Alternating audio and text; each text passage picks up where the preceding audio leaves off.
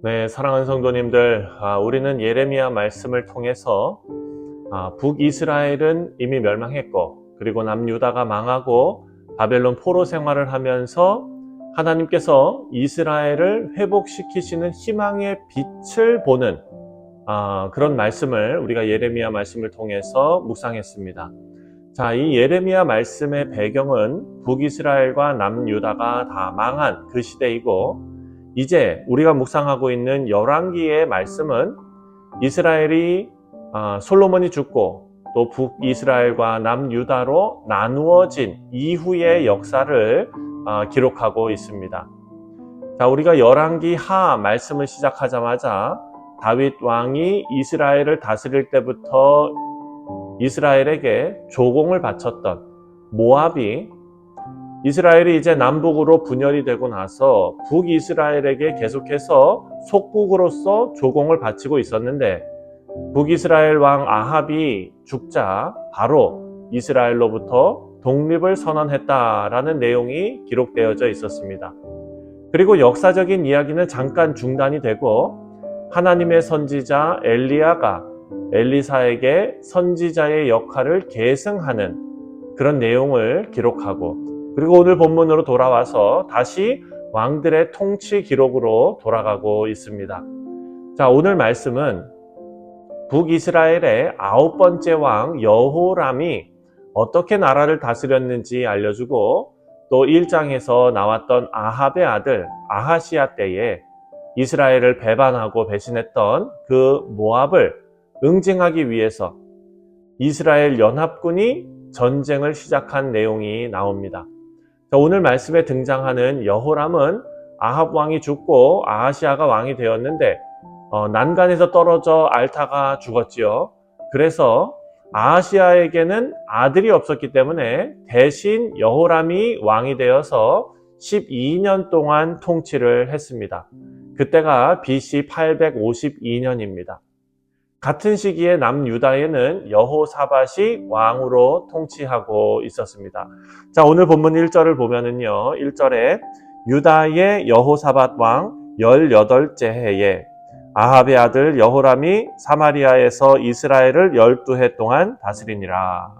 오늘 말씀을 보면 북이스라엘과 남유다가 분열을 하긴 했지만 모압을 응징하기 위해 동맹을 맺을 정도로 어느 정도는 평화로운 관계가 유지되는 것을 볼 수가 있습니다. 그러다가 열왕기하 중간 지점부터 두 나라는 적대적인 관계로 돌아서게 되고, 그리고 이제 열왕기하 11장에 가면 북이스라엘은 아수르에 멸망당하고, 또 18장부터는 남왕국 유다의 역사를 25장까지 기록해 놓았습니다. 여러분, 그래서 열왕기하 말씀을 다 묵상하면 우리가 묵상했던 예레미야의 말씀의 시작과 연결이 되는 것입니다. 오늘 말씀에는 두 왕이 언급이 되는데요. 북이스라엘의 여호람은 조금 부정적으로 언급되고, 또 남유다의 여호사밧은 긍정적으로 평가하는 것을 볼 수가 있습니다. 북이스라엘의 여호람에 대해서는 성경의 평가가 부모보다는 낫지만 그래도 악한 왕이었다입니다. 아버지 아합이 만든 바알의 우상을 없애려고 했지만 여로보암이 죄를 따라서 행했다. 자, 여로보암은요, 북이스라엘의 죄의 대명사입니다. 우상 숭배의 대명사가 바로 여로보암입니다. 그런데 북이스라엘을 다스리는 여호람은 여로보암의 길을 따라서 행하고 있다라는 것입니다. 여호람이 남유다의 왕 여호사밧에게 동맹을 제의하면서 함께 동맹을 맺고, 그리고 에돔까지 합쳐서 우리 모압을 응징하자라고 제안을 합니다. 모압이 북이스라엘의 속국이었다면 에돔은 남유다의 속국이었습니다. 그래서 남유다 입장에서도 모압의 독립을 그대로 놔두면 분명히 에돔도 남유다로부터 독립하려는 움직임이 있을 것이고, 그렇게 되면 일이 커지기 때문에 북이스라엘의 동맹 요청을 쉽게 거절할 수는 없었습니다. 하지만 이 일을 잘한 일은 아닙니다. 왜냐하면 앞으로 살펴보겠지만 남유다의 여호사밧은 이 연합으로 위기를 맞게 됩니다. 그리고 하나님의 은혜로 겨우 위기에서 벗어나게 됩니다. 자, 시편 말씀에 오직 의인은 악인의 길에 서지 아니하고 오만한 자의 자리에 앉지 아니한다 라고 했습니다. 성경의 입장은 분명합니다. 아무리 이유가 타당해 보이고 합리적으로 보인다고 해도 그 일이 옳은지 하나님의 뜻을 구하는 것이 먼저라는 것입니다. 여러분, 여호사밧은요, 여호람의 제안에 하나님의 뜻을 구할 겨를도 없이 그냥 바로 응해버립니다. 7절 말씀입니다. 또 가서 유다의 왕 여호사밧에게 사신을 보내 이르되 모압 왕이 나를 배반하였으니 당신은 나와 함께 가서 모압을 치시겠느냐 하니 그가 이르되 내가 올라가리이다.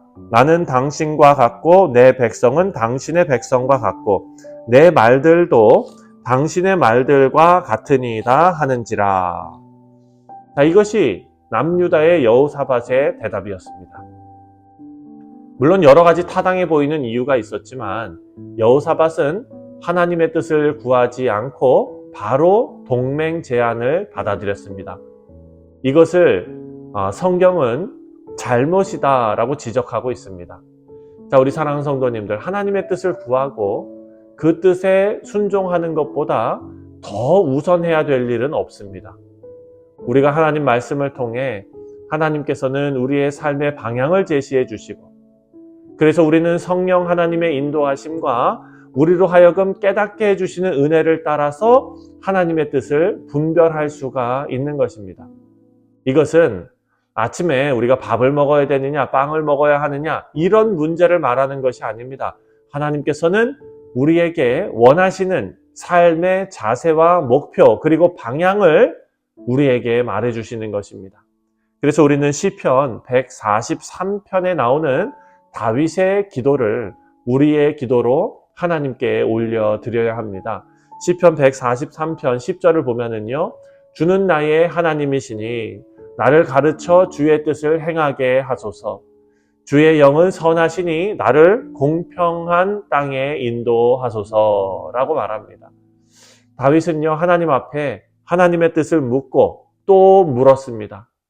이것이 우리의 삶을 아름답게 하고 형통하게 하는 길임을 믿습니다.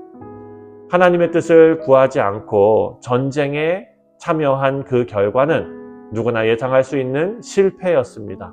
9절 말씀입니다. 9절에 이스라엘 왕과 유다 왕과 에돔 왕이 가더니 길을 둘러간 지 7일에 군사와 따라가는 가축을 먹일 물이 없는지라. 자, 연합군은 지금 위기에 처했습니다. 사랑하는 성도님들, 위기의 순간은요, 그 사람의 신앙을 쉽게 드러냅니다. 하나님을 의지하는 사람과 그렇지 않은 사람, 하나님과 가까운 사람과 경건하지 않고 주님을 멀리하는 자의 모습도 쉽게 드러납니다. 연합군에 문제가 생기자 여호람은 바로 하나님을 원망합니다. 지금까지 하나님의 뜻을 구하지 않아 놓고 문제가 생기자 가장 먼저 원망하는 대상이 하나님이었습니다. 위기가 그 사람을 드러내는 것입니다. 하지만 하나님의 사람은 위기의 순간에 하나님을 의지합니다. 11절과 12절입니다. 여호사밧이 이르되 우리가 여호와께 물을 만한 여호와의 선지자가 여기 없느냐 하는지라. 이스라엘 왕의 신하 중에 한 사람이 대답하여 이르되 전에 엘리야의 손에 물을 붓던 사밧의 아들 엘리사가 여기 있나이다 하니 여호사밧이 이르되 여호와의 말씀이 그에게 있도다 하는지라. 이에 이스라엘 왕과 여호사밧과 에돔 왕이 그에게로 내려가니라. 자, 우리가 내일 묵상할 내용이지만 결국 하나님의 은혜로 물을 얻게 됩니다. 우리 사랑하는 성도님들, 우리 모두가 매 순간 하나님의 뜻을 구하고 하나님을 의지하는 복된 성도님들 되시길 바랍니다. 의인의 기도는 능력이 있다라고 성경은 말합니다. 여러분이 계신 곳에서 특별히 위기의 순간에 하나님을 의지하는 신앙으로 구원이 임하는 복된 인생을 사시기를 주님의 이름으로 축원드립니다. 기도하겠습니다.